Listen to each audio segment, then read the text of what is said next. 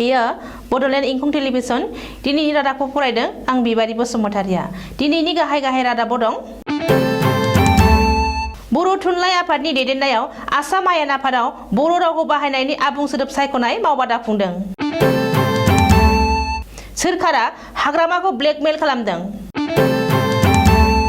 बाथेन्द्रनाथ ब्रह्म रुंसारि जानायाव बर' रेबग्रा जथुम्मानि दुखु फोरमायदों। दिनै फोसावगोन मेट्रिक आरो एचएस जोबथा आनजादनि मार्किं फर्मुला। अखिल गगैया चान्दमारि थानानि केसनिफ्राय उदां जाबाय। संग्रा गेसनि बेसेना 25 रां आरो गाइखेरनि बेसेना 2 रां बांदों। गवालपारा भालुकदुबियाव 10 कौटि रांनि ड्राग्स हमदों। फरायसाफोरनो अनलाइन क्लास सुबिदानि थाखाय इन्टारनेट सिबिथायखौ बांहोनो आसाम केबिनेटआ थांखि लादों। आसाम प्रदेश आरएसएस एबा विश्व हिन्दु परिषदनि दैदेनगिरि सत्यनारायण बराया गिबि मन्थ्रिखौ सोंखारिदों। गुवाहाटी दिसपुराव बोरमा बेदर दाननानै फानग्राया सासे ग्राहकखौ सिखाजों दाननानै जोखोम खालामदों। बेंक हेकारफोरखौ थाबैनो हमनो थाखाय आसाम पुलिसआ साइबार सेल दादों। सना फालांगिजों लोब्बा थानाय एसआइ बद्रि प्रसादनि केसआव सासे आइजो कनस्टेबलआ हमजाबावबाय। दानिया दङ आबुं रादाब।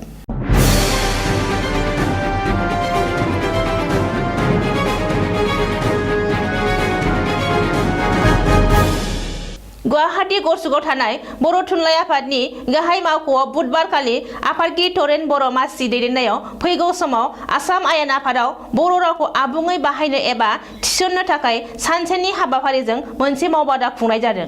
बे मावबादायाव बर' थुनलाइ आफादनि आफादगिरि आरो गाहाय नेहाथारिजों लोगोसे माखासे मावथि आरो बेनि अनगायैबो बर' रेबग्रा जथुम्मानि दैदेनगिरि, मुलुगसोलोंसालिनि फोरोंगिरिफोर, दुलाराय बर' फरायसा आफादनि मावथि बिबानगिरिफोरा बाहागो लादोंमोन।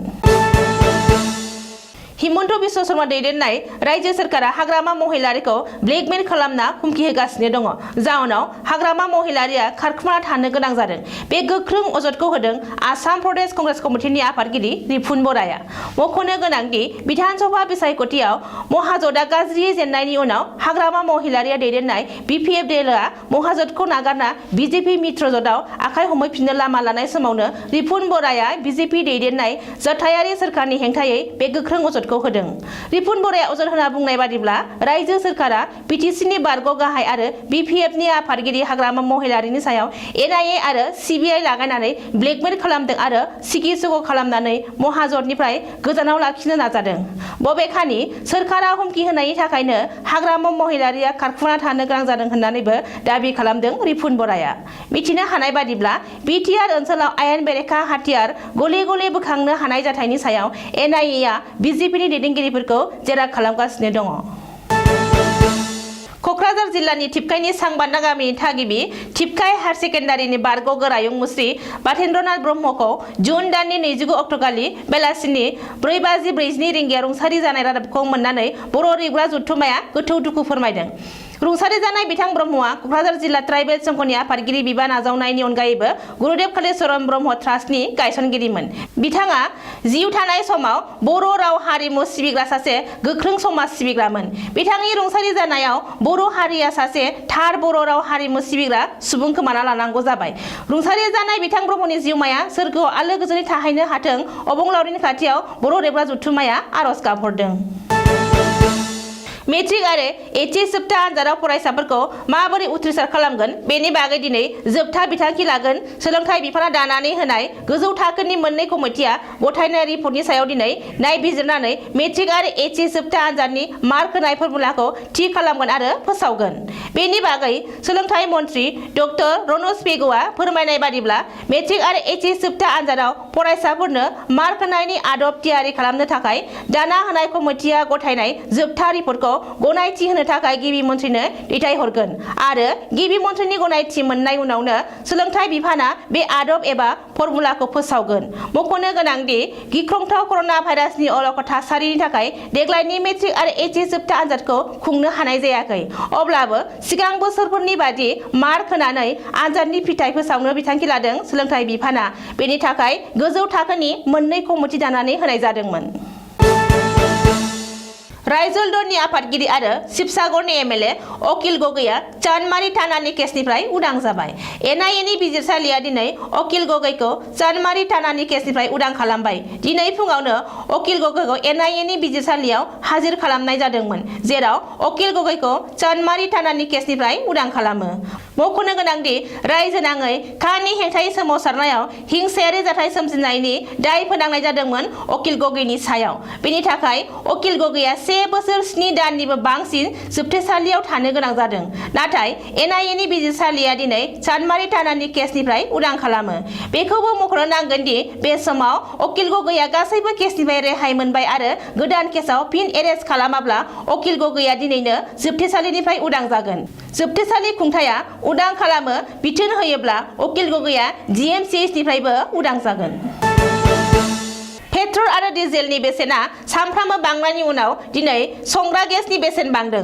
जुलाइ दाननि गिबि सानावनो दिनै संग्रा गेस आरो गाइखेरजों लोगोसे बेंकिं लेनदेननि बेसेन बांदों। रिपर्ट बायदिब्ला सोरखारि थाव कम्पानिफोरा न'आव बाहायग्रा एलपिजि सिलिन्डारनि बेसेनखौ 25 रां बारायदों। बेबादिनो फालांगियारि सिलिन्डारनि बेसेनखौ 76 रां बारायदों। बबेखानि आमुल गाइखेरनि बेसेनाबो दिनै लिटारफायाव 2 रां बांदों। खमैबो खावसे बोसोरनि उनाव दिनै गाइखेरनि बेसेन बांदों। ओरैहाय बेंकनि लेनदेननि मासुलाबो दिनैनिफ्राय बांदों होननानै मिथिनो हादों। मिथिनो हानाय बादिब्ला दानिफ्राय दानसेयाव खनब्रैल' रां दिहुननो हागोन। दानसेयाव खनब्रैनि बांसिन रां दिहुनोब्ला ग्राहकफोरा 15 रां होनांगोन। गवालपारा जिल्लायाव पुलिस बिफाना ड्राग्सनि हेंथायै मोनसे जाफुंसार अपारेशन खालामदों। गवालपारा पुलिस बिफाना भालुकदुबियाव दिनै गोख्रों अपारेशन खालामना खमैबो 10 कौटि रांनि ड्राग्स आरो निसा गोनां साइकोट्रपिक कफ सिरापखौ बोखांनो हायो। बे जाथायजों लोगोसे जाहांगीर आलम मुंनि सासे ड्राग्स फालांगिरिजों लोगोसे गुबुन सासे मददगिरिखौबो हमनो हायो होननानै गिबि मन्थ्रि डक्टर हिमन्त बिश्व शर्माया गावनि अफिसियेल टुइटाराव टुइट खालामदों। रिपर्टनि बादिब्ला गवालपारा पुलिसा जाहांगीर आलमनि फेक्टरियाव सिग्रोमनानै 10 कौटि रांनि ड्राग्स आरो निसा गोनां साइकोट्रपिक कफ सिरापफोरखौ बोखांनो हायो। बेजों लोगोसेनो पुलिस बिफाना गंथाम मेसिनजों लोगोसे माखासे सन्देह गोनां मुवा बेसादफोरखौ जब्द खालामो। बबेखानि जाहांगीर आलमआ गावनि फेक्टरियाव दिहुननाय निसा गोनां साइकोट्रपिक कफ सिरापखौ गलाय-मोनदेर खालामना गुबुन जायगायाव फानहरोमोन। गिबि मन्थ्रि डक्टर हिमन्त बिश्व शर्मानि मासि दैदेननायाव आसाम केबिनेटआ मोनसे गोख्रों थांखि लादों। आथिखालाव कर'नानि थाखाय गोबां फरायसाफोरानो फरायसालियाव थांनानै सोलोंथाइ लाहैनो हायाखै आरो बे खाबुनिफ्राय जानगाराव थानांदों। बेनिखायनो आसाम सोरखारा आसामनि खना-खनला जेरावबो मबाइल टावार गायसननानै इन्टारनेट सिबिथायखौ बांहोनो थाखाय थांखि लादों, जाहाथे खना-खनला जेरावबो अनलाइन क्लासखौ होनो हायो। फैगौ समाव थाबैनो बे खामानिखौ मावफुंगोन होननानै गिबि मन्थ्रि डक्टर हिमन्त बिश्व शर्माया मिथिहोदों। साननैसो सिगाङाव आसामनि गिबि मन्थ्रि डक्टर हिमन्त बिश्व शर्माया मिडियानि सिगाङाव बुंदोंमोन दि आथिखालाव जिनाहारि खालामग्राफोरा जेबो धोरोम थाया, बेफोरबायदि सुबुङा जायखिजाया धोरोमनिनो मानसि जानो हागौ। बेनिखायनो बे बिथिङाव जेब्लायबो मुसलमानफोरखौल' दाय होबाय थानाया गाहाम नङा होननानै डक्टर हिमन्त बिश्व शर्माया गिबि मन्थ्रि हिसाबै बुंदोंमोन। नाथाय बे बाथ्राखौ आसाम प्रदेश आरएसएस एबा विश्व हिन्दु परिषदनि दैदेनगिरि चैतरन्जन बराया आजावनानै लानो हायाखै। जाहोनाव चैतरन्जन बराया गिबि मन्थ्रि डक्टर हिमन्त बिश्व शर्माखौ थांखिनानै आरो सोंखारिनायजों बुंफिनदों दि सिगाङाव मुसलमानफोरखौ नंनायनि नङैनि गोबां खेब रायबोबाय थाग्रा मानसिया दिनै माबोरै बेबायदि राव बुंनो हाखो। बेनिखायनो चैतरन्जन बराया गिबि मन्थ्रिनि बे रावखौ विश्व हिन्दु परिषदआ मानिनानै लानो हाया होननानै बुंबावदों। आसामनि राजथावनि गुवाहाटी दिसपुराव बुधबारखालि मोनसे गिख्रंथाव जाथाय जानानै थांदों। दिसपुरनि मथ'करियायाव बोरमा बेदर दाननानै फानग्रा आरो बेदर बायग्रानि गेजेराव बेसेनखौ लानानै दान्थे-बिदान्थे जानायाव बेदर फानग्राया गावनि आखाइनि गोबौ सिखाजों प्रशान्त देखाम मुंनि सासे लाइमोन ग्राहकखौ दाननानै जोखोम खालामो। जाथायखौ नुनाय जायगानि सुबुंफोरा उनाव बेदर फानग्राखौ हमनानै दोखो-दोखो बुग्लिनानै दिसपुर थानायाव गथायहैदों आरो दानजानाय प्रशान्त देखाखौ जायगानि दिसपुर हस्पिटालाव देहा फाहामनो थाखाय थिसनहैदों। सुलुङाव फोरमायनाय बादिब्ला बोरमा बेदर फानग्राया बेसेनखौ 800 रां होननायाव बायग्राया सिगाङाव 700 रांनि मोनोमोन, नाथाय दा मानो 800 रां जाखो होननानै बुंदोंमोन। बे समावनो फानग्राया रागाजों गाज्रि राव बाहायनायाव दान्थे-बिदान्थे जादोंमोन होननानै नुनाय आरो खोनानायफोरा फोरमायदों। आथिखालाव दांग्रा दायनिगिरिखौ पुलिसआ जोबथेसालियाव दैथायहरबाय होननानै पुलिसनि सुलुङाव फोरमायदों। आथिखालाव आसामनि गोबां जायगायाव बेंक हेकार्सफोरा गोबां सुबुंनि बेंक एकाउन्टनिफ्राय रां खावनायखौ नोजोर होनानै दायनिगिरिखौ थाबैनो हमनो थाखाय साइबार सेल दादों। जायफोरा बेंक एकाउन्टनिफ्राय फ्लिपकार्ट एबा स्मार्ट कार्डनि जोहै अनलाइन मुवा बेसाद बायो आरो उननि समाव हेकारफोरजों रां खावनानै लांजायो बिसोरो आसाम पुलिसनि हेल्पलाइन 155260 नम्बरा 24 घन्टानि गेजेरावनो कल खालामनानै अजद होनो हागोन। बेनि अनगायैबो WhatsApp नाम्बार 9132999735 नम्बराव WhatsAppनि जोहै पुलिसनि साइबार सेलाव अजदखौ जाथाय जानायनि 24 घन्टानि गेजेरावनो हरनांगोन। अब्ला बै पुलिसनि साइबार सेला थाबैनो राहा लागोन होननानै बुधबारखालि आसाम पुलिसनि DGP भास्कर महन्तआ खौरांगिरि मेल खुंनानै मिथिहोदों। गुवाहाटी रेलवे स्टेशननि CRP थानायाव सनानि फालांगिजों लोब्बा थानाय आरो गोबां रां जाख्ल'नायनि दायाव आसाम पुलिसनि SI बद्रि प्रसादखौ हमनायनि उनाव नायबिजिरगिरि आरो सुग्रोम कमिटिया सुग्रोमनानै कार्बि आंलंनि डिपोनिफ्राय सरस्वती हासनु मुंनि सासे पुलिस कनस्टेबलखौ हमबावबाय।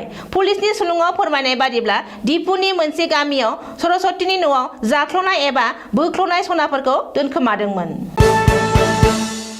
दिनैनि रादाबा एसेनोसै, गोजोन्थों।